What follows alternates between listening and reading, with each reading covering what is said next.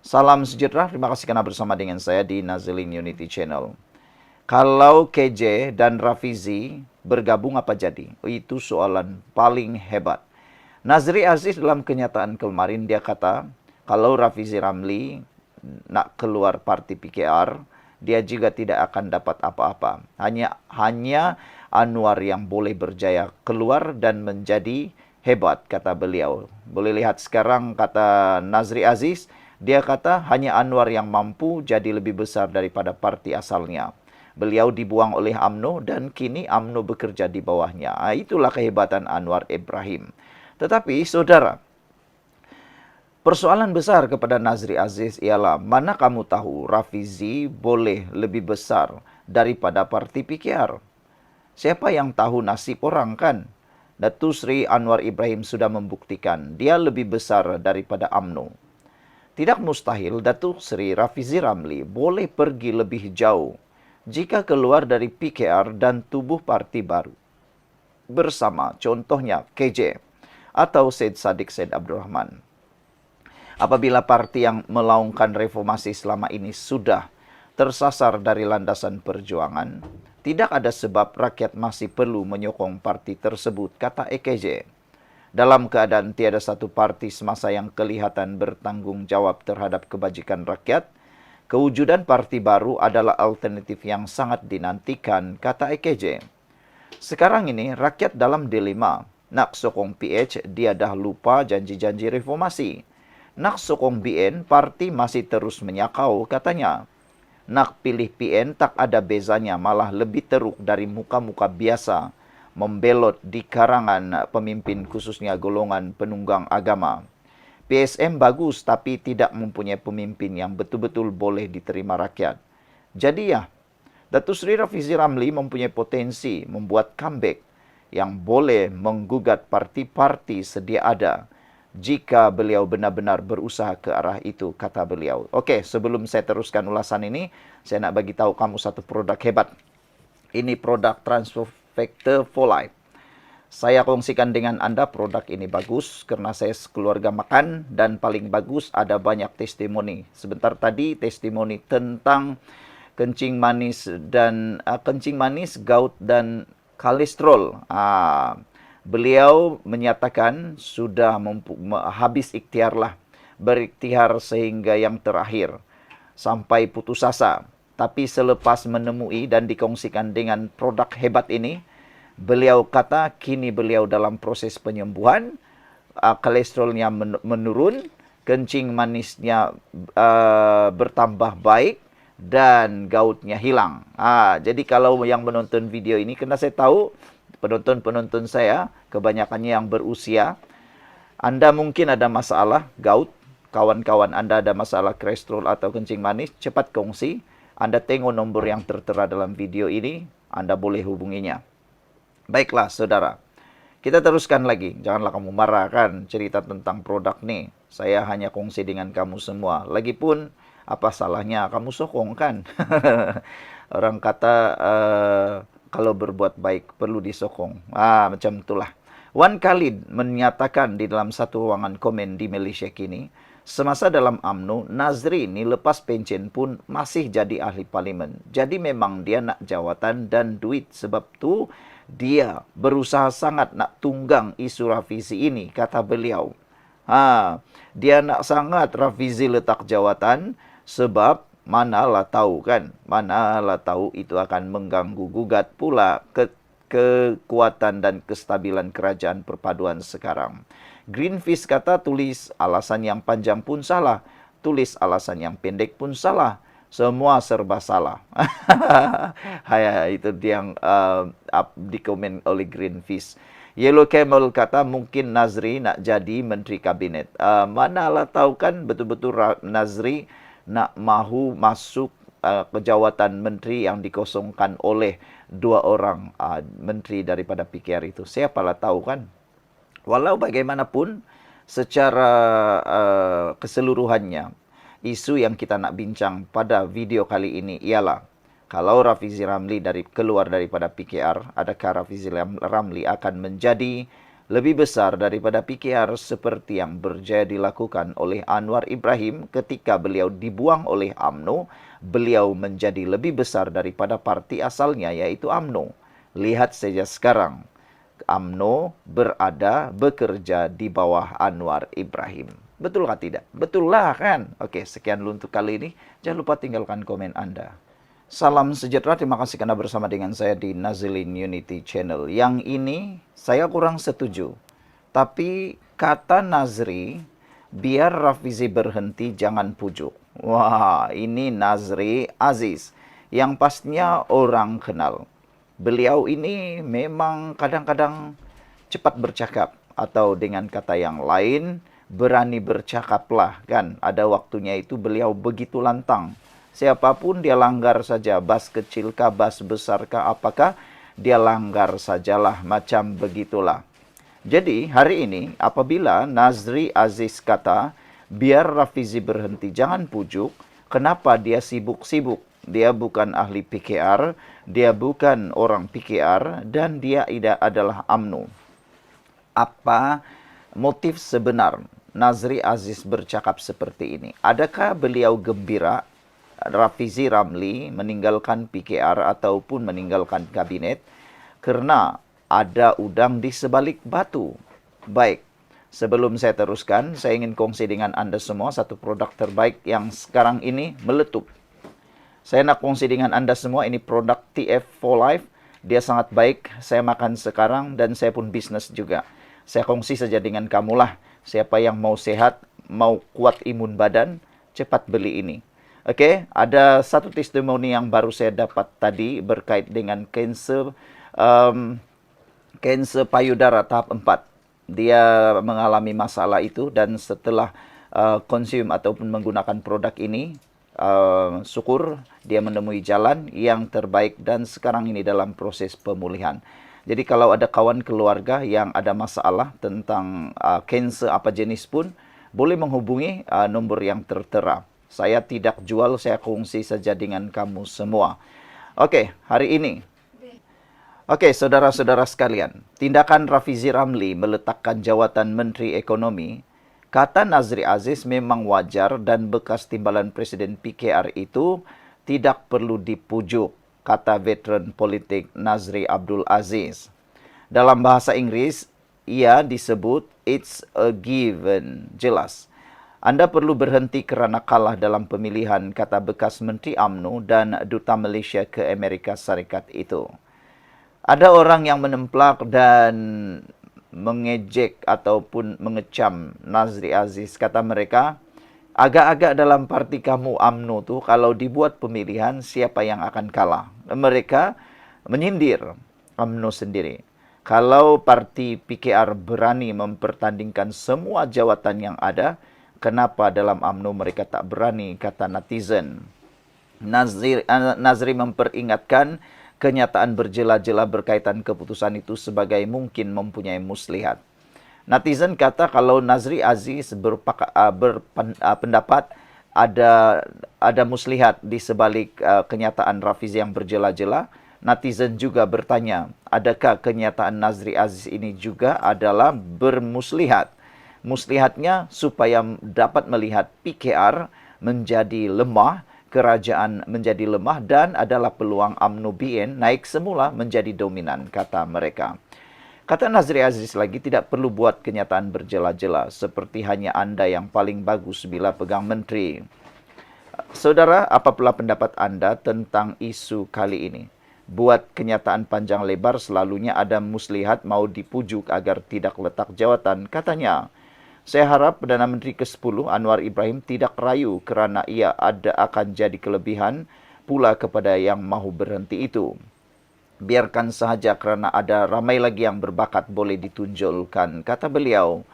Rafizi semalam mengumumkan peletakan jawatan daripada jemaah menteri berkuat kuasa 17 Jun kira-kira 2 minggu dari sekarang. Katanya, kekalahan dalam pemilihan PKR minggu lepas memberi isyarat jelas bahawa dia tidak lagi mempunyai mandat politik untuk terus menterjemahkannya agenda parti dalam kerajaan. Saudara, apa pula pendapat Anda semua? Sementara itu, mengulas sikap setengah pihak yang kecewa dengan pemilihan hingga sanggup keluar parti, Nazri menasihatkan agar berpikir panjang. Sehebat manapun kita, ia tidak sebesar parti, katanya. Katanya ramai yang bertindak demikian akhirnya tidak kemana-mana. Hanya Anwar yang mampu jadi lebih besar dari parti asalnya. Beliau dibuang oleh UMNO dan kini UMNO bekerja di bawahnya, ujar beliau lagi. Nasiblah memberikan komen, inilah kata-kata dendam inginkan pikir lemah dan UMNO dapat nafas baru untuk pijak kepala Anwar, kata beliau. Mana kamu tahu Rafizi boleh lebih besar daripada parti PKR. Datuk Seri Anwar Ibrahim sudah membuktikan dia lebih besar daripada UMNO. Tidak mustahil Datuk Seri Rafizi Ramli boleh pergi lebih jauh jika keluar daripada PKR dan tubuh parti baru. Bersama KJ contohnya, kata beliau. Sekian dulu untuk kali ini. Jangan lupa tinggalkan komen Anda. Salam sejahtera. Baiklah, hari ini kita dikejutkan dengan keputusan di mahkamah berkait dengan perbicaraan Najib Tun Razak yang mana belum pernah kita dengar peguam mengaku silap. Peguam Najib yang dibarisi oleh peguam-peguam yang hebat, yang bukan calang-calang pun boleh silap. Jadi entahlah kenapa mereka boleh silap. Apa pula yang menyebabkan mereka silap?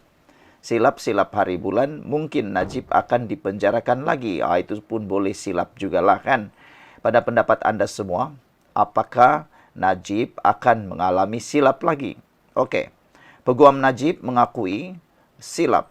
Badan peguam tak perlu dipersalahkan. 3 peguam termasuk Datuk Muhammad Zaid Ibrahim hari ini gagal dalam saman mereka terhadap Badan Peguam Malaysia berhubung kenyataan memfitnah yang mendakwa mereka menyalahguna dan mencemarkan sistem keadilan semasa mengendalikan rayuan akhir Datuk Seri Najib Tun Razak dalam kes dana SRC Internasional Sendirian Berhad. Hakim Mahkamah Tinggi Rozmawar Rozain menolak saman Muhammad Zaid, Leo Teck Huat dan Rubin terhadap Badan Peguam Malaysia dan presidennya ketika itu, Karen Chia, selepas mendapati pelanatif gagal membuktikan bahawa kenyataan tersebut adalah bersifat memfitnah. Jadi para peguam Najib pun mengakui silap. Okeylah, bercakap tentang silap, jangan kamu silap untuk tidak menjaga kesihatan. Sekarang ini saya bisnes produk For Life. Ini produk yang bagus meningkatkan kualiti imun tubuh badan kamu. Saya tidak ada banyak panjang cerita. Yang saya mau cerita kepada kamu saja ialah saya mau bacakan satu testimoni. Okey, janganlah kamu marah, kamu kata aku bisnes ubat pula. Bukan bisnes ubat, saya hanya kongsi kepada Anda semua tentang produk yang hebat ini, kan? Supportlah bisnes orang. Kalau bukan kita, siapa lagi, kan? Okey, sambil kita berpolitik, saya nak bacakan satu testimoni berkaitan dengan gout. Orang ni kata dia adalah dulu setiap kali mahu bangun tidur saya menangis, jari kaki macam ditusuk paku. Gout memang menyakitkan dan saya hampir putus asa, putus harapan, tapi Tuhan buka jalan. Saya diperkenalkan dengan Transofector, molekul ajaib imun katanya. Bukan ubat ajaib tapi molekul imun yang bantu tubuh saya lawan dari dalam. Selepas beberapa minggu sakit makin berkurang. Saya boleh solat berdiri semula. Saya cuma mahu berkongsi, jangan tunggu terlambat, ada harapan. Dan saya temui dalam For Life. Terima kasih ya Tuhan, kata beliau lagi. Okeylah, jangan kamu marah, saya hanya kongsikan dengan Anda semua. Sebab saya tahu dalam konten channel saya ini, ramai orang-orang yang sudah berusia yang menonton video saya dan mungkin Anda adalah orang yang ada masalah gout. Kita teruskan cerita politik. Beliau berkata, dalam kes berkenan, Planatif sendiri sebelum menerbitkan penerbitan membuat pelbagai pendedahan awam termasuk temu bual media, hantaran media sosial dan ulasan mengakui kekurangan persediaan mereka, mengkritik peguam terdahulu serta memohon penangguhan yang akhirnya ditolak oleh Mahkamah Persekutuan. Sebelum saya terlupa, kalau mau berminat dengan produk ini, sila hubungi saya di 011147011876 atau boleh tengok ini maklumat yang ada dalam tepi ini. Mahkamah ini mendapati bahawa pada 19 Ogos 2022, kedudukan reputasi planatif telah pun ditentukan oleh fakta yang berada dalam domain awam. Dalam keadaan ini, kenyataan-kenyataan yang dipertikai walaupun bernada tegas tidak lagi menjejaskan reputasi planatif secara ketara melebihi apa yang telah sedia berlaku, katanya. Rosmawar juga berkata, mahkamah mengakui reputasi profesional wajar dilindungi, namun ambang undang-undang bagi sesuatu dakwaan fitnah tidak dipenuhi sekiranya kesan utama sesuatu kenyataan tidak menambah kepada kerosakan yang telah berlaku akibat peristiwa dan pendedahan tidak berkaitan secara langsung dengan kenyataan yang dipertikai.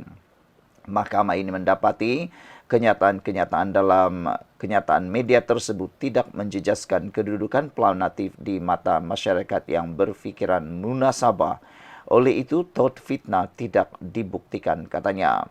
Selain itu, beliau berkata tuntutan berhubung konspirasi juga gagal dibuktikan kerana tiada bukti wujud sebarang persepakatan atau persetujuan antara defendant untuk bersama-sama mencederakan planatif.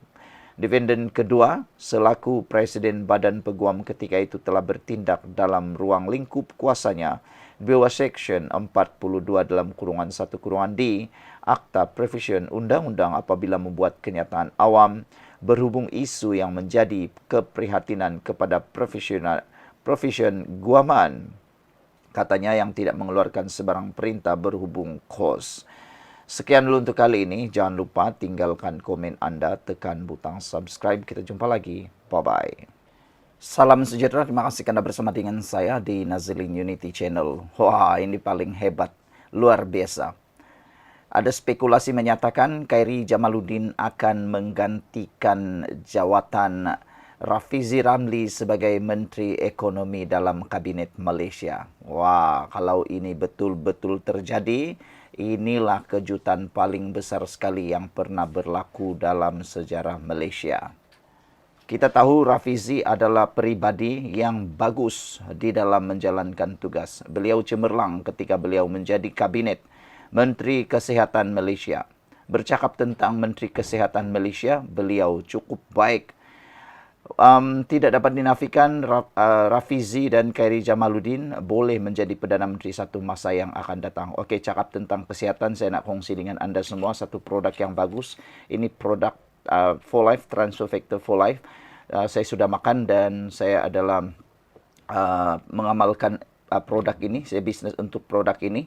Siapa yang mau sembuh daripada penyakit yang pelbagai apa sajalah, gout, baru saja saya dapat testimoni tadi tentang penyakit gout, mereka makan produk ini sembuh.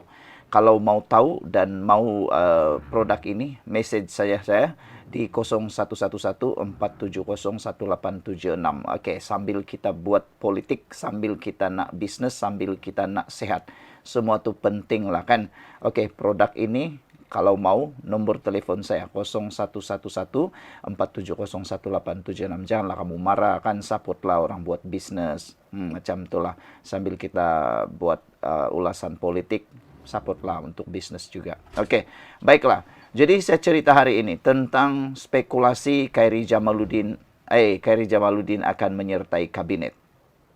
Apa pula pendapat kamu semua? Adakah Khairi Jamaluddin layak menjadi menteri? Sekali lagi, kalau kamu rasa layak, sila komen. Di tengah-tengah kabar angin mengenai rombakan kabinet, bekas Menteri Khairi Jamaluddin menolak spekulasi bahawa dia mungkin dilantik semula menyertai kabinet. Sebaliknya, Khairi Jamaluddin memberitahu wartawan bahawa dia mahu menumpukan perhatian kepada beberapa perniagaan dan projek yang masih berjalan. Saya cuma boleh cakap ketika ini saya ada banyak projek yang belum selesai dan perlu diselesaikan, diuruskan, kata Khairi.